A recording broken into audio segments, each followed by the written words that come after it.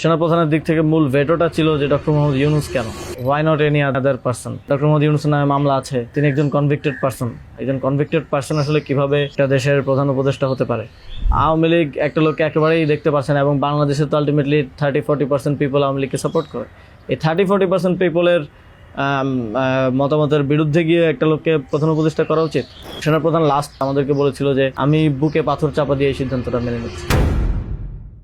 আমাদের এই দীর্ঘমেয়াদী পরিকল্পনাটা করতে হতো যে যখন থেকে আমরা ফার্ম ছিলাম যে শেখ হাসিনাকে চলে যেতে হবে, তারপরে কি হবে? আমরা তো আর শেখ হাসিনা চলে যাওয়ার পরে দেশটাকে ছেড়ে দিতে পারি না। তো এই জায়গা থেকে আমরা দেখা যায় যে এই চিন্তাটা আস্তে আস্তে আসতে থাকে, কিন্তু ওই সময়টাতে আসলে এটা বিশ্বাস করাও কঠিন ছিল যে 5 তারিখের মধ্যেই হয়তো হয়ে যাবে। আমাদের তো এমনকি সশস্ত্র অভ্যুত্থানের প্রস্তুতিও ছিল। 5 তারিখ যদি আমরা সফল না হতাম, হয়তো আমরা অস্ত্র তুলে নেওয়ার ঘোষণা দিতাম, এবং নাইট বাই ভিডিও বার তো রেডি রেখেছিল, আমিও কি ঘোষণা দিব সেটাও রেডি ছিল। তবে এর আগে আমরা এটা অনুভব করি যে পরবর্তীতে আমরা আসলে দেশটার আসলে কি হবে শেখ হাসিনা চলে যাওয়ার পরে। সেই জায়গা থেকে মানে এটা কোনো কালেকটিভ ডিসিশন এরকম ছিল না, এমন না যে আমরা মিটিং করে ডিসিশন নিয়েছি যে ডক্টর ইউনূসকে প্রধান উপদেষ্টা বানানো হবে বা এরকম কিছু। তখন আমার মূলত যোগাযোগ হয় ইয়ার সাথে, যে যোগাযোগ হচ্ছিল আমেরিকান এম্বাসির কয়েকজনের সাথে। এর পাশাপাশি হচ্ছে সাবেক ছাত্রদলের এক বড় ভাই আছেন শামীম ভাই, উনি মিরপুরে অর্গানাইজার হিসেবে খুব ভালো ভূমিকা পালন করছিলেন। তো ওনার সাথে আমার যোগাযোগ হচ্ছিল। উনি মূলত ওনার যোগাযোগটা ছিল মূলত মুশফিকুল ফজল আনসারি ওনাদের সাথে আর কি। তো ওনার মাধ্যমে আমার ডক্টর আলী রিয়াজ, তারপর হচ্ছে বদির আলম মজুমদার স্যারদের সাথে যোগাযোগ হয়। ওনাদের সাথে আমি কথা বলি। 1 তারিখ যখন আমরা আমাদেরকে ডিবি থেকে ছেড়ে দেওয়া হয়, সেদিন প্রাথমিক কথা হয়, কিন্তু 2 তারিখ মূলত আসল কথাবার্তা শুরু হয়। ওনাদের সাথে কথা বলে এবং ওনাদেরকে তখন আমি জিজ্ঞেস করছিলাম যে ডক্টর মোহাম্মদ ইউনূস কি আসবেন কিনা যদি আমরা আহ্বান করি।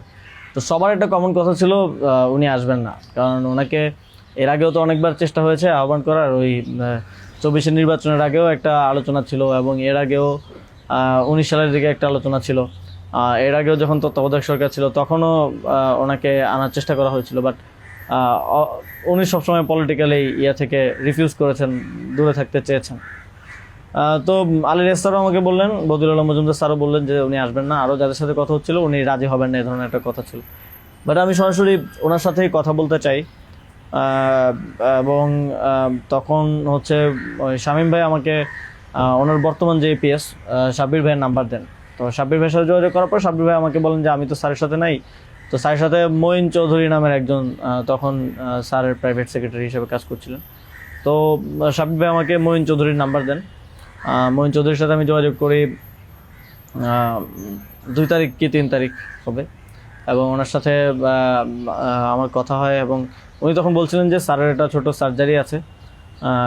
স্যার তখন ফ্রান্সে ছিলেন। তো সার্জারি আছে, এবং পরবর্তীতে আমি ওনাকে মেসেজগুলো ক্লিয়ার করার চেষ্টা করি যে আমরা চাচ্ছি এমনটা। তো উনি স্যারের সাথে কথা বলেন। স্যার আমাদেরকে পরে একটা মেসেজ পাঠান যে তোমরা যেটা করতেছো আমি তোমাদের সাথে আছি আর কি। এটা হচ্ছে 2 তারিখের দিকে স্যার একটা মেসেজ আমাদেরকে পাঠান থ্রু মঈন চৌধুরী, কিন্তু তখনও কথা হয়নি। স্যারের সাথে আমার প্রথম কথা হয় হচ্ছে, মানে আমি বারবার ইনসিস্ট করছিলাম সরাসরি কথা বলতে, কারণ সবাই সবাই অনুৎসাহিত করতেছে যে স্যার আসবেন না, আদার অপশনস দেখার জন্য, প্রধান উপদেষ্টা হিসেবে অন্য কাউকে দেখার জন্য অনেক নামও আসতেছিল, অনেক নামও সাজেশন আসতেছিল। কিন্তু আমার চিন্তাটা ছিল যে আমাদের যে অর্থনৈতিক ভঙ্গুর পরিস্থিতি, তারপরে একটা বিশেষ পরিস্থিতিতে আমরা সরকার গঠন করলে সেটার জাতীয় আন্তর্জাতিক যেই স্বীকৃতির ব্যাপার আছে, এগুলো আসলে ডক্টর মোহাম্মদ ইউনূস ছাড়া পসিবল হবে না। তো সেই জায়গা থেকে আমি বারবার যোগাযোগ করার চেষ্টা করি। পরে মঈন চৌধুরী স্যারের সাথে আমাকে কথা বলিয়ে দেন। সম্ভবত ওনার নাম্বার থেকেই প্রথম কথা বলা হয়, এবং স্যারকে আমি অ্যাপ্রোচ করার পরে স্যার আমাকে বললেন যে আমি হচ্ছে তোমরা অন্য কাউকে ভাবো। এটা সম্ভবত 3 তারিখ। স্যার বললেন যে, এবং স্যার কয়েকজনের নামও বললেন যে তোমরা ওনাদেরকে ভাবতে পারো। এর মধ্যে 2-1 জন আমাদের উপদেষ্টা পরিষদেও আছে এখন। স্যার বলেন যে আমার লাইফটা তো ডিফারেন্ট, আমি ওইখান থেকে আসবো কিনা। এবং উনি বলেন যে তাহলে, আমি যখন বললাম যে স্যার আপনাকে ছাড়া হবে না, আপনাকে আসতেই হবে, তখন উনি বললেন যে আমি ভেবে দেখি, তোমরাও ভাবো, যদি আদার কোনো বেটার অপশন পাওয়া যায় তাহলে তোমরা ভাবো, আর আমিও ভেবে তোমাদেরকে জানাবো। তো 3 তারিখ তো অনেক কিছু আনসার্টেন ছিল, এক দফা শুধু ঘোষণা হয়েছে, কবে পতন হবে, কবে আসবে, এটা আনসার্টেন ছিল। তো আমার মনে হয় এটাও ডিসিশন নেওয়ার ক্ষেত্রে একটা বাধা ছিল সে সময়। কিন্তু আমি যথেষ্ট, আমার মনে হচ্ছিল যে উনি ডিনাই করলেও he is to some extent positive, মানে যেটা বাকিদের থেকে আসতেছে যে একেবারেই আসবে না এরকম। আসিফ স্যারও বলতেছিল যে আসবে না স্যার, রাজি হবে না। তো আবার আমার মনে হচ্ছিল যে এই লোকগুলো তো সবাই স্যারকে পার্সোনালি চেনে, তো ওনারা বলতেছে। কিন্তু আমরা ইনসিস্ট করি, আমি ইনসিস্ট করি, এবং আমি তখন আসলে বাকিদেরকে জানিয়ে রাখছিলাম যে আমার স্যারের সাথে যোগাযোগ হচ্ছে। তখন এটা কোনো কালেকটিভ ডিসিশন ছিল না যে ওনাকে আমরা প্রধান উপদেষ্টা করব। আমি নাহিদ ভাই, মাহফুজ ভাইদেরকে জানিয়ে রাখি যে আমার ওনার সাথে যোগাযোগ হচ্ছে, দেখি এটা কোথায় যায়। আর সবার কাছেই তো তখন সময়টা আনসার্টেন ছিল যে কখন পতন হবে, কখন সরকার হবে। এটা অনেক ফার সাইটেড আসলে বিষয় ছিল ওই সময়টাতে, কারণ আমাদের মনে হচ্ছিল না যে 5ই আগস্ট পতন হবে। আমাদের মনে হচ্ছিল যে আরও হয়তো দীর্ঘ সময় আমাদের লড়াই করতে হতে পারে, ইভেন সব ধরনের সম্ভাবনাই ছিল, এটা একটা গৃহযুদ্ধের দিকে যাওয়ার পরিস্থিতিও ছিল ওই সময়টাতে। তো পরবর্তীতে যখন এরপরও স্যারের সাথে আমার কমিউনিকেশন, স্যারের টিমের সাথে কমিউনিকেশন চলছিল। 5 তারিখ মূলত স্যারের সাথে আবার কথা হয়। মঈন চৌধুরীর সাথে রেগুলারই কথা হচ্ছিল, প্রতিদিন 2-3 বার কলে কথা বলছিলাম। 5 তারিখ স্যার যখন সার্জারিতে ঢুকবেন, ঢোকার আগে হচ্ছে কথা হয়, যখন শেখ হাসিনা পালিয়ে গেল সন্ধ্যায় আমরা চ্যানেল 24-এর অফিসে। তখন আমি স্যারের সাথে কথা বলতে চাই যে এখন তো পতন হয়ে গেছে, এখন একটা ডিসিশনে আসতে হবে। তো তখন মঈন ভাই স্যারের সাথে আমাদেরকে কলে যুক্ত করেন। তো চ্যানেল 24 অফিসেই নাহিদ ভাই আর আমি আমার ফোন থেকে লাউডস্পিকারে স্যারের সাথে কথা বলি। তো স্যারকে আমরা বলি যে স্যার এখন একটা ডিসিশন আসতে হবে, আর স্যারও সার্জারিতে চলে যাচ্ছিলেন তারপরে ডিসিশন দেওয়াটা। তো স্যার এক ধরনের তখন মনোসম্মতি দিলেন যে আমি আসব। আর এর মাঝে তো 2 দিন স্যারও আলোচনা করেছেন বিভিন্ন পর্যায়ে, আমি আসবো, তবে বিস্তারিত কথা বলার আগে তোমরা কোথাও এটা অ্যানাউন্স করো না আর কি। তো এই আলোচনাটা হওয়ার পরে আমরা, অনেকগুলো বিষয় ছিল ডিসকাস করার মতো, আলোচনাটা হওয়ার পরে আমরা চ্যানেল 24-এর অফিসে প্রেস ব্রিফিংটা করি সেদিন রাতে, এবং সরকারের রূপরেখাটা কী হবে সেখানে ঘোষণা করি, একটা অন্তর্বর্তীকালীন জাতীয় সরকার ঘোষণার কথা বলি। এছাড়াও আরও রূপরেখাগুলো বলি যে রাজনৈতিক অংশগ্রহণ, তারপর সিভিল সোসাইটি, তারপরে অভ্যুত্থানের নেতৃত্বের অংশগ্রহণ, এই পলিসিগুলো আমরা সেখানে ঘোষণা করি। স্যারের নামটা ঘোষণা করা হয়নি। সেদিন রাতে স্যারের সাথে আবার চূড়ান্ত কথা হয়, রাতের আনুমানিক 12:30 থেকে 2টা-2:30 পর্যন্ত প্রায় 2 ঘন্টা স্যারের সাথে নাহিদ ভাই আর আমার কলে কথা হয়, এবং সেখানে আমরা বিস্তারিত বিভিন্ন বিষয়গুলো আলোচনা করি, এবং স্যারের কিছু কনসার্ন ছিল সেগুলো আমরা ডিসকাস করি যে এটা আবার 1-11 মতো একটা সরকার হবে কিনা, মানে আমরা ক্ষমতায় বসবো কিন্তু পেছন থেকে আর্মি আমাদেরকে চালাবে কিনা, অথবা অন্য কেউ আমাদেরকে ডিক্টেট করবে কিনা। স্যারের কনসার্ন ছিল এটা। স্যারের কনসার্ন ছিল যে আমি আসলে আমাকেই স্বাধীনতাটা দিতে হবে, আমি আসলে এটা আর্মি রান করবে কিংবা পেছন থেকে কেউ রান করবে, এটা হলে আমি আসবো না। তো আমরা স্যারকে বলেছি যে আমাদের পজিশনে এটাই, যে গভর্নমেন্ট যদি আমরা ফর্ম করি, গভর্নমেন্ট স্বাধীনভাবে কাজ করতে হবে, এবং এখানে সেনাবাহিনী কিংবা অন্য কোনো অথরিটি যদি হস্তক্ষেপ করতে চায়, সেক্ষেত্রে আমরা মাঠ থেকে সেটাকে চ্যালেঞ্জ করবো আর কি। তো এই ধরনের একটা নিশ্চয়তা স্যারকে আমরা দিই আমাদের এন্ড থেকে। তারপর এক ধরনের কথা হয় যে উপদেষ্টা পরিষদ কেমন হবে, স্যার আমাদেরকে বলেন যে তোমরা ঠিক করো, আর স্যার কিছু সাজেশন দেন। স্যারের টিম থেকে 6 তারিখ সম্ভবত প্রায় 5 তারিখ রাতেই 23-24টা নাম আসে আমার কাছে।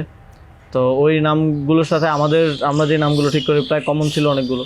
তারপর আমরা একটা লিয়াজু কমিটি করা হয়, যারা হচ্ছে সকল রাজনৈতিক দলের সাথে আলোচনার ভিত্তিতে একটা উপদেষ্টা পরিষদ গঠন করবে।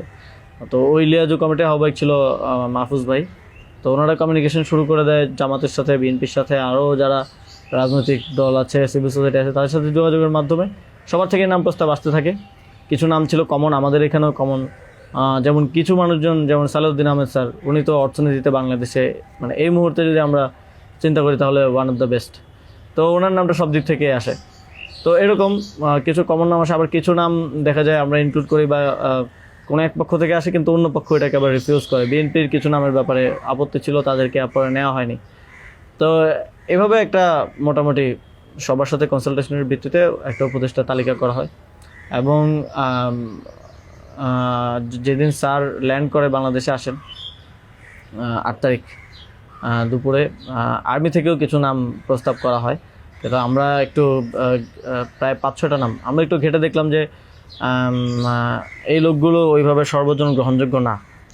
এবং আরেকটা সমস্যা হচ্ছে তাদের অনেকেরই হয় না যে সফট আওয়ামী লীগ অ্যান্ড আওয়ামী লীগের সিভিল সোসাইটি হিসেবে পরিচিত, অথবা তাদের ব্যাকগ্রাউন্ডটা একজন আর্মি অফিসিয়ালসের নাম ছিল সেখানে, এক্স আর্মি অফিসিয়ালস।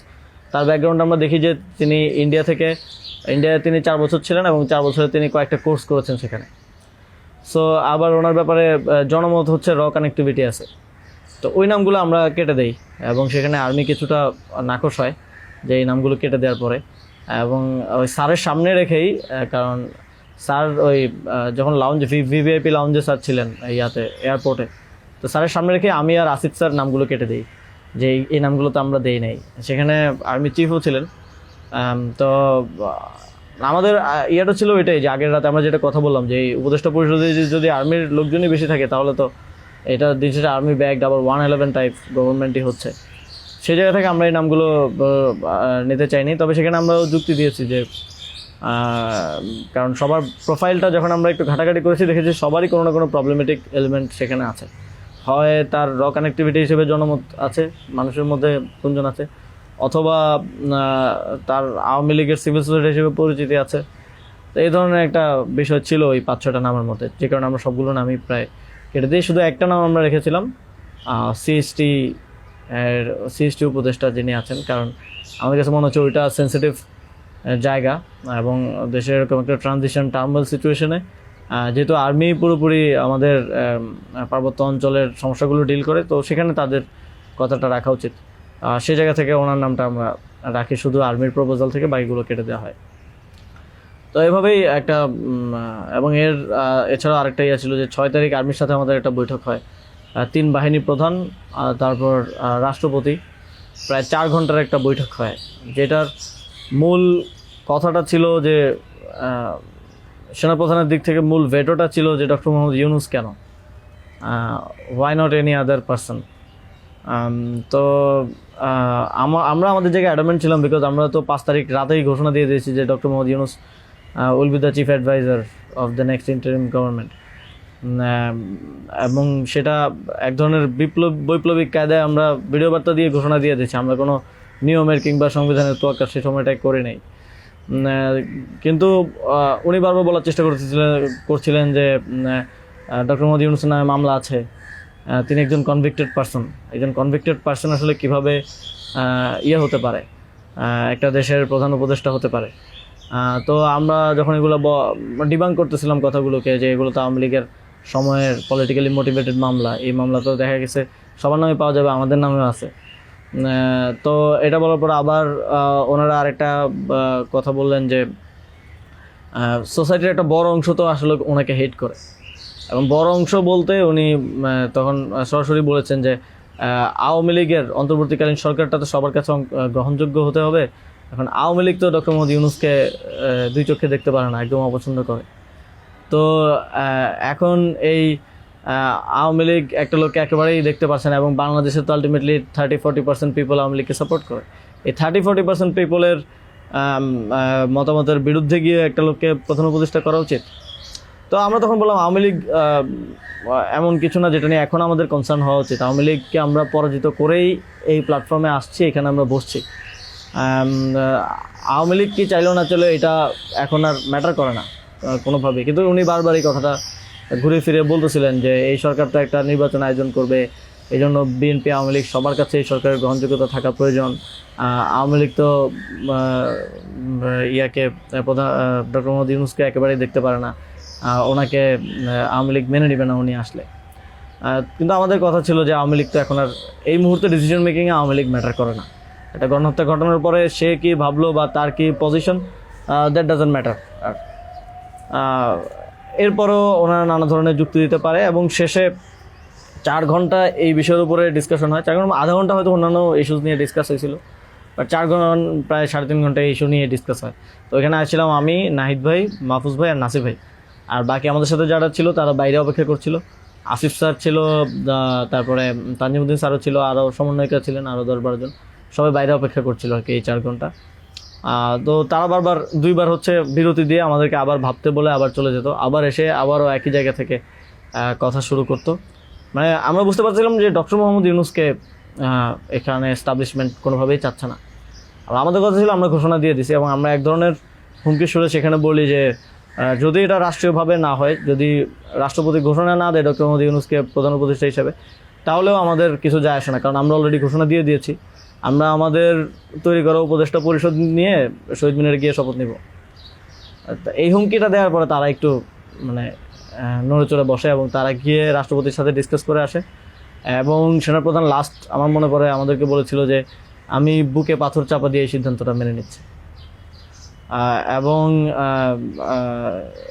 তো আমাদের জায়গাটা ছিল খুবই রিজেক্ট, যে ডক্টর মোহাম্মদ ইউনূসকে না আনতে পারলে এখানে একটা শক্ত সরকার গঠন করা পসিবল হবে না। এবং আর্মির যেই মোটিভেশন ছিল, এটা আবার 1-11-র মতো একটা সরকার গঠন করার তাদের মোটিভেশন ছিল। যখন তারা নামগুলো দেয়, 6টা-7টা উপদেষ্টার নাম দেয়, তখন এটা বোঝা যায়, এবং ডিকটেট করার এক ধরনের। তো আমরা যদি এখানে অন্য কাউকে নেই যার পার্সোনালিটি এত স্ট্রং না, তাহলে আলটিমেটলি আমরা আসলে অন্য কারো দ্বারাই পরিচালিত হব, ড্রিভেন হব। এই সরকারটা আত্মনির্ভরশীল একটা স্বতন্ত্র সরকার হতে পারবে না। তো তারপর তো ঘোষণা দেয়, রাষ্ট্রপতি ঘোষণা দেয় ডক্টর মোহাম্মদ ইউনূসকে প্রধান উপদেষ্টা হিসেবে 6 তারিখে, এবং 8 তারিখ হচ্ছে পরবর্তী উপদেষ্টা পরিষদটা গঠিত হয়। 8 তারিখ শপথ অনুষ্ঠানটা হয়। স্যার যখন সার্জারি শেষ করে দেশে আসেন, তারপর ওই দিন সন্ধ্যায় সরকারটা গঠিত হয়।